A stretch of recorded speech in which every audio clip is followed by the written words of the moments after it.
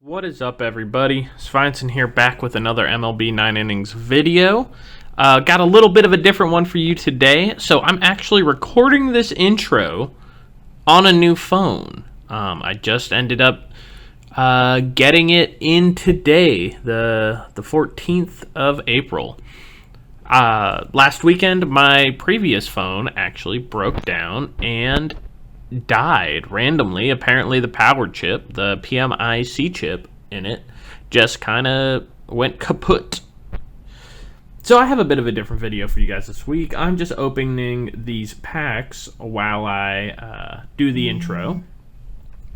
And this video is going to be a description of all of the primes that just came out. You know, from Carl Crawford to Kevin Youkilis to Matt Morris. You know, it's going to give a brief history of who these guys are and why did they get a prime year.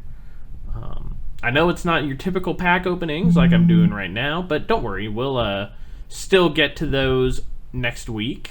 And look at this, I even pulled you guys a diamond while you're sitting here in the intro. You're welcome. So with that said, let's just dive into this video and you guys can tell me what you think. Let's start this out with Carl Crawford, a left fielder who played for Tampa Bay, Boston, and the LA Dodgers over the course of his 15-year career. He was initially drafted in the second round of the 1999 MLB draft and would get his first plate appearance in the majors in 2002. He had an impressive career, amassing 1,931 hits, 136 of which were home runs. He also had 766 RBI, 480 stolen bases, and all of that combined to give him a career 39.1 WAR, a very good number. He averaged a 290 batting average, 330 on-base percentage, and 435 slugging percentage over the course of his career, which was good for a respectable 765 OPS. Com2uS decided to make his prime card for 2010, and an initial look says that this was probably the only year they could have chosen. Up to that point in his career, he had hit above 300 in 4 out of 8 seasons, and he had an on-base percentage north of 350 in 2 of them. Come 2010, he batted .307, getting on base 3.356% of the time and slugging .495 for a career-high 851 OPS. When he was on the base paths, he was a terror, stealing 47 bases in the 154 games he played. While this wasn't a career high for steals, it makes sense that he stole less, as his career high slugging percentage shows that he was doing more damage with his bat, and he didn't have to supplement soft hits and walks with great base running. He was terrific on defense too, winning the AL Left Fielder Gold Glove that year. He was an All-Star, he won a Silver Slugger, and he finished 7th in MVP voting. Come postseason, he would go on to bat .143 in 21 plate appearances before the Rays were eliminated by the eventual American League champion Texas Rangers in 5 games. Looking at his career, 2010 is the only year that makes sense for his prime card. He had the single most regular season WAR of his career with 6.4s, while some years, such as 2007, he had a higher batting average, and others, such as 2009, he had a higher on-base percentage. He never got on base and did as much damage doing so as he did in 2010, shown with his career-high .495 slugging percentage and .851 OPS. Add in the accolades, the All-Star appearance, the MVP votes, and 2010 was definitely the prime of Crawford's career. Up next, we have maybe the most hyped prime out of this class, Kevin Youkilis, also known as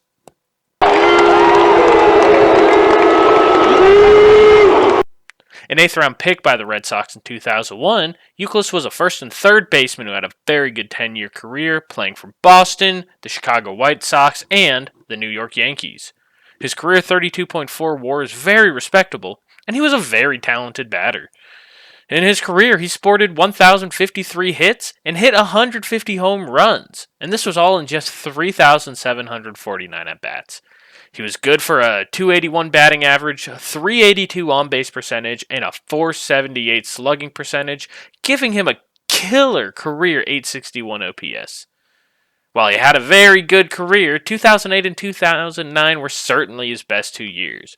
In 2008, the year Com2 chose for his prime card, Youkilis was a terror, sporting a .312 batting average, .390 on-base percentage, and .569 slugging percentage, good for a .958 OPS.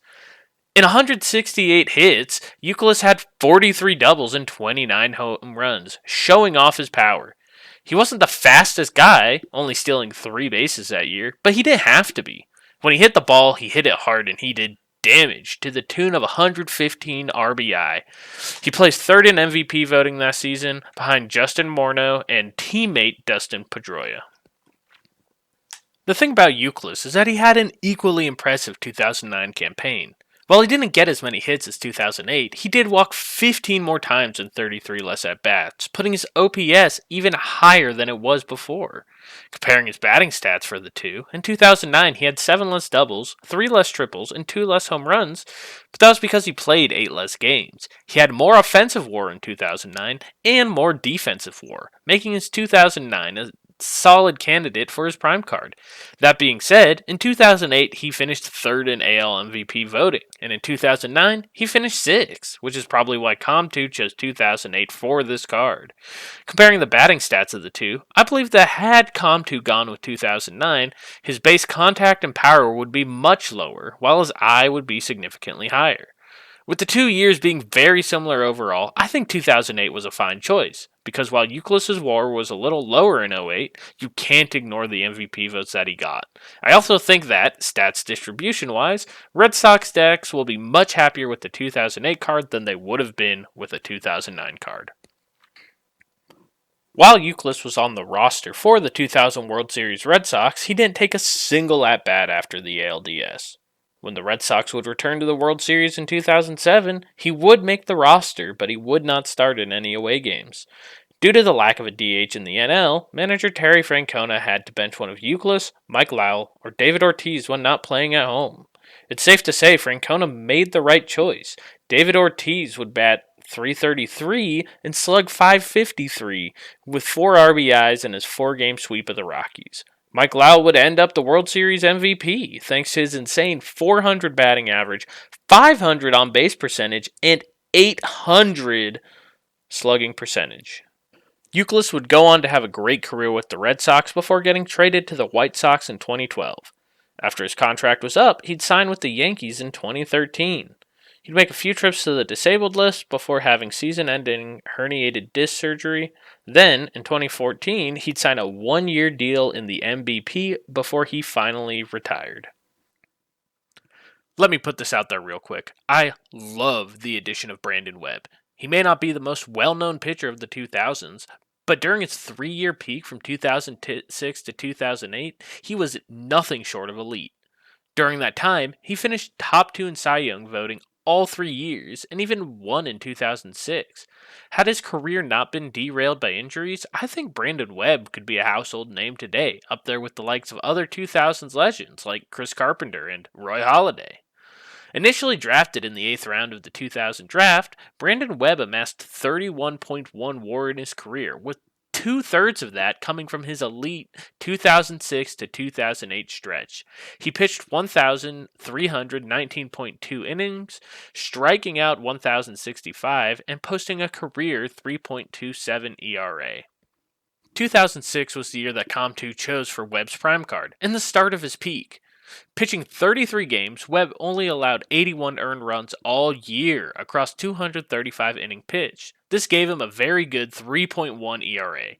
He only walked 50 batters while striking out 178 for a 3.56 K per walk ratio. He was a workhorse, averaging 7.1 innings pitched per start, and he pitched 6.8 K per 9 throughout the year. All of this earned him 7 WAR and a Cy Young Award to top it off. To win it, he had to beat out multiple big names such as Trevor Hoffman, Chris Carpenter, Roy Oswalt, Billy Wagner, and John Smoltz. In 2007, Webb continued his hot stretch, finishing second in NL Cy Young voting behind a dominant Jake Peavy. Picking up where he left off in 2006, he pitched to the tune of a 3.01 ERA, 194 strikeouts, and 72 walks.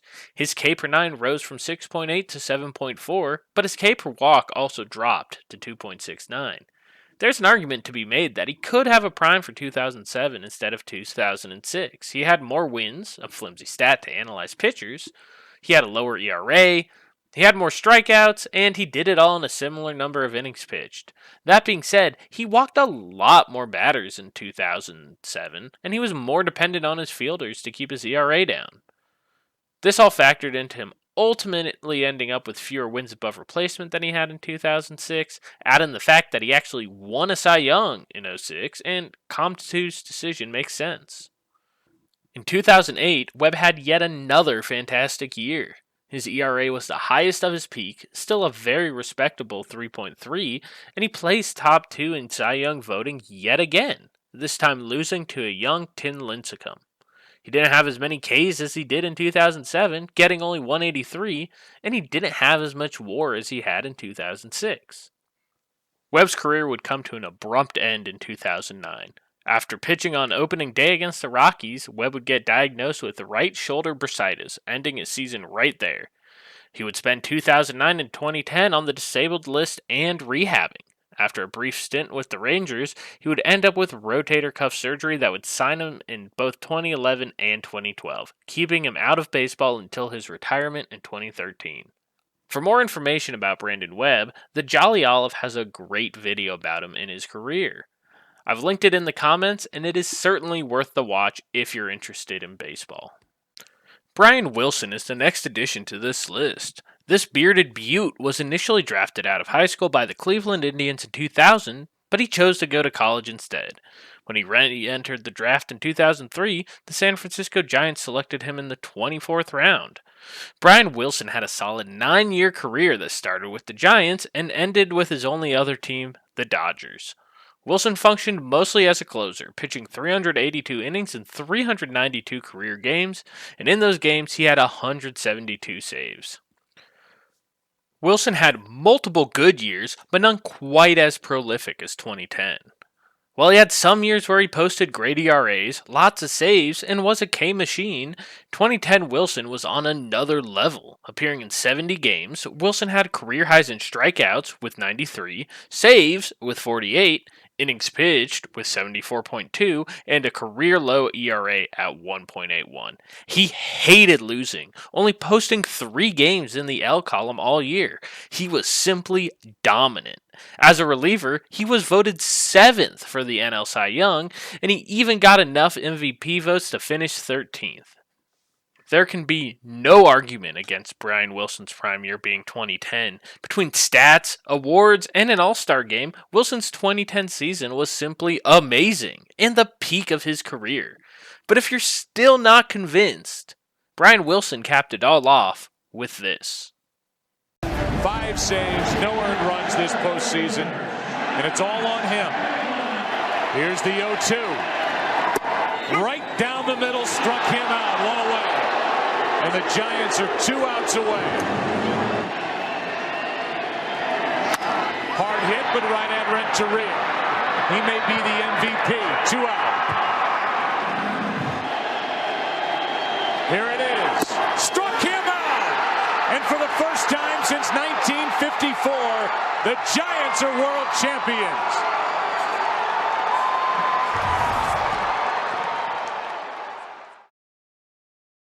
Moving on from one closer, we now get to another. Chad Cordero played baseball for 7 years, 6 of which were for the Montreal Expos / Washington Nationals.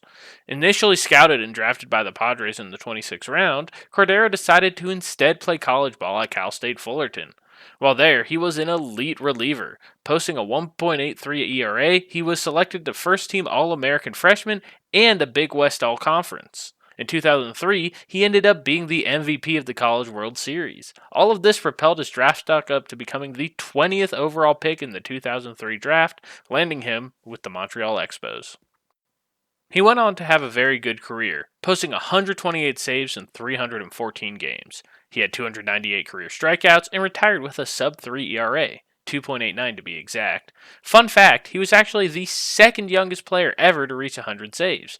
He never really had a bad year where he blew a ton of saves or walked a ton of batters, but he simply excelled in 2005.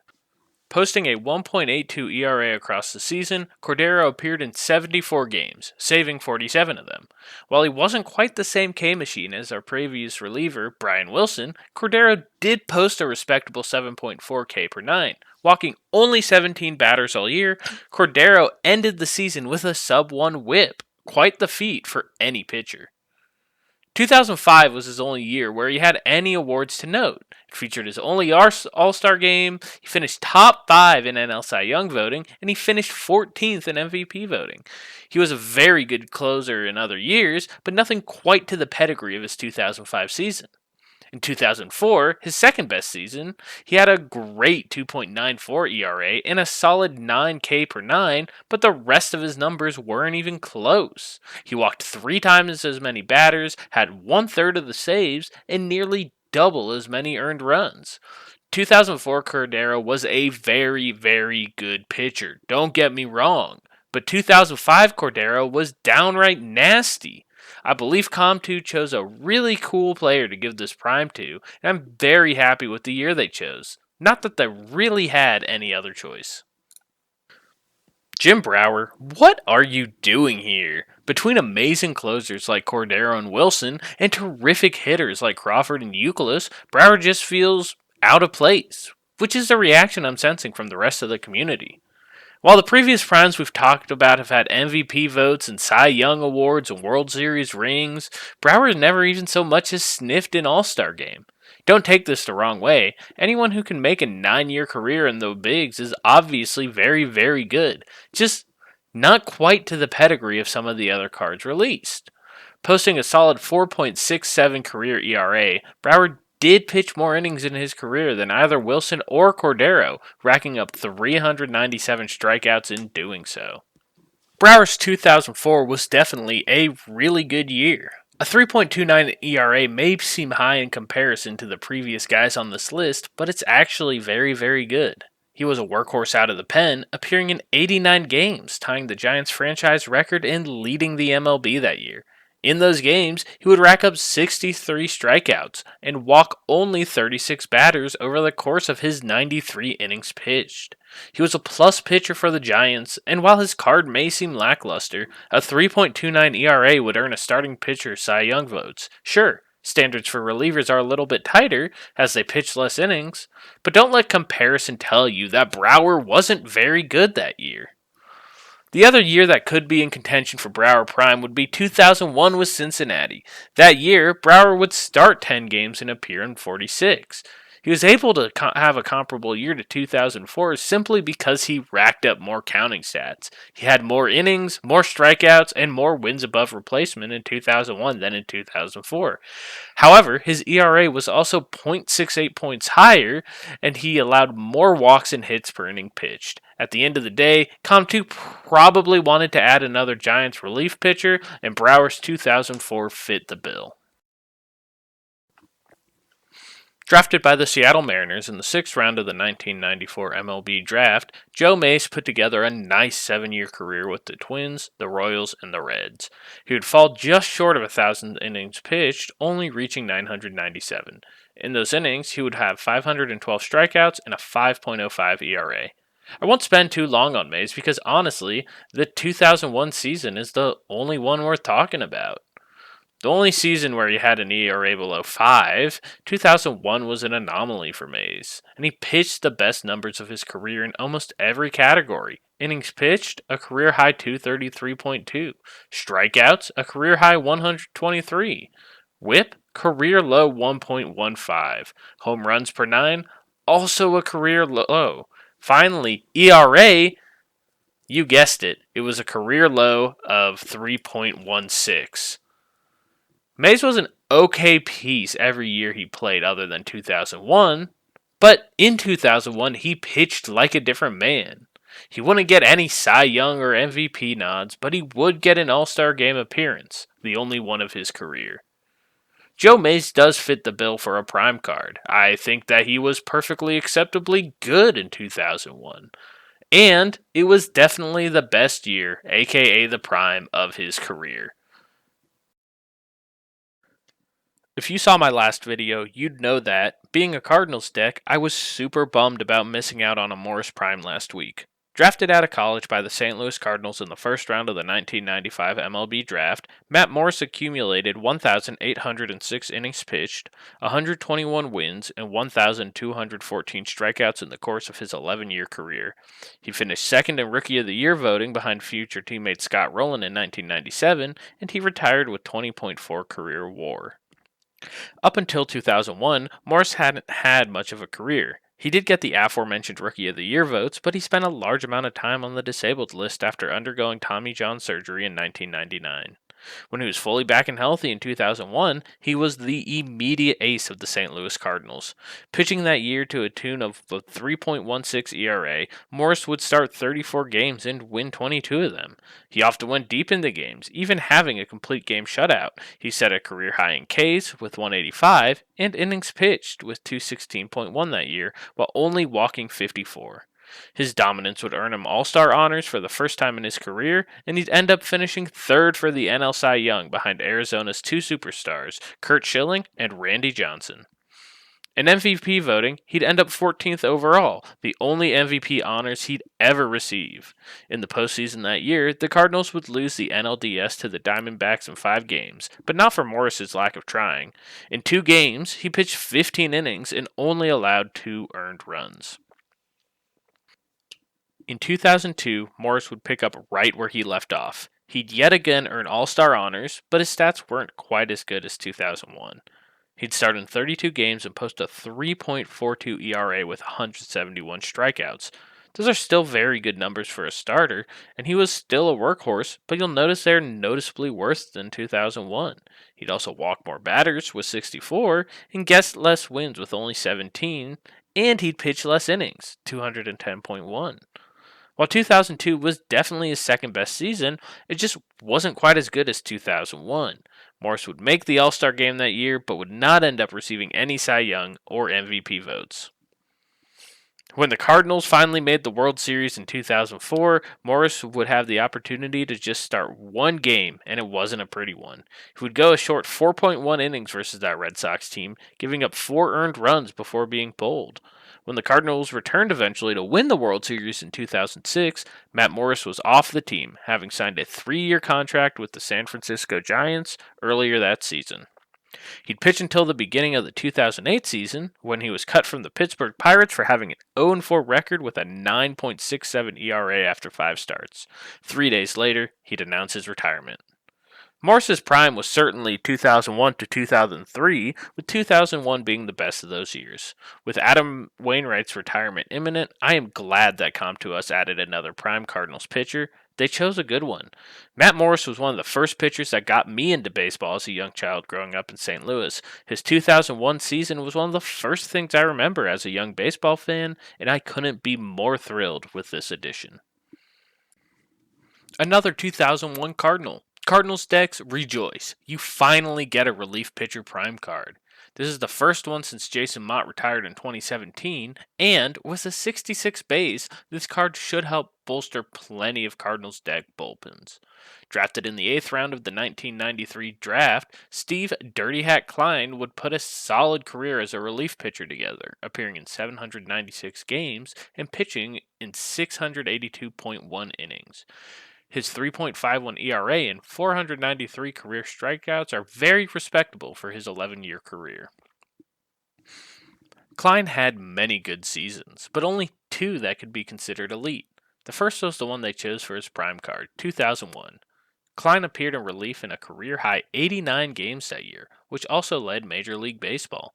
He decided that he just didn't want to allow runs that year, giving up only 15 earned in his 75 innings pitched, a 1.80 ERA. He kept his walks down, giving up only 29, and didn't allow many hits either. His bread and butter was pitching against lefties. He did not allow a single home run, nor even a single extra base hit to one all season, and he held them to a .149 batting average. For his impressive season, he would receive a single MVP vote, placing him in 24th place for the award. In the postseason, Kline would continue to do his good work, closing out both Cardinals' victories versus the Diamondbacks in the NLDS. Unfortunately, the series would also be lost off of one of his pitches, where he gave up a bloop walk-off single to Tony Womack. He continued to be a great pitcher in 2002 and 2003, but would return to peak levels in 2004. In 61 games, Kline would post a career-low 1.79 ERA, giving up just 10 earned runs in his 50.1 innings pitched. This would put his ERA just a smidge below his season 2 years prior. Because he pitched in less innings, he would also accrue less counting stats. He was just as good on a rate basis, but if you don't pitch as many innings, you won't get as many strikeouts. For example, he had 35 strikeouts in 2004, which is 16 less than he had in 2001. His K per 9, however, was 6.3, which was only 0.2 points lower than the 2001 season that he got the prime card for. His whip was actually 0.02 points better in 2004. In the postseason, however, Kline would only appear in 3 games in 1.1 innings. This was due to an aggravated finger tendon that he would suffer in the NLCS against the Houston Astros. While Kline had 2 elite years, and you could justify a prime for either one, the difference maker, for me, is that he kept up the performance over more innings in the year that Com2 chose for his prime.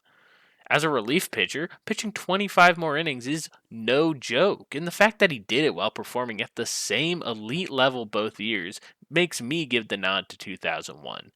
Topping it off with MVP votes in 01, and this was an easy choice for Com2 to make. To finish it all off, Com2 decided to help bolster yet another bullpen, this time the Indians. Dan Otero had a solid 8-year career playing for San Francisco, Oakland, and Cleveland. He would rack up 403.2 career innings and 358 career games, striking out 262 in the process. He may not have received any honors, but Otero was amazing in 2016. Making 62 relief appearances, Otero would allow just 12 earned runs. Could you imagine playing the Indians in 2016? You may start the day off facing Corey Kluber, who would go on to place 3rd in Cy Young votes. Once he was pulled, Otero would appear out of the pen, refusing to just give up runs. Finally, your last chance of the day was when Cody Allen would close you out. Those 3 combined allowed a total of 106 earned runs all year, which was over the course of their combined 353 innings pitched. Maybe you got lucky and Kluber wasn't pitching that day? Well, you might be facing Trevor Bauer, Josh Tomlin, or Carlos Carrasco. They weren't exactly slouches.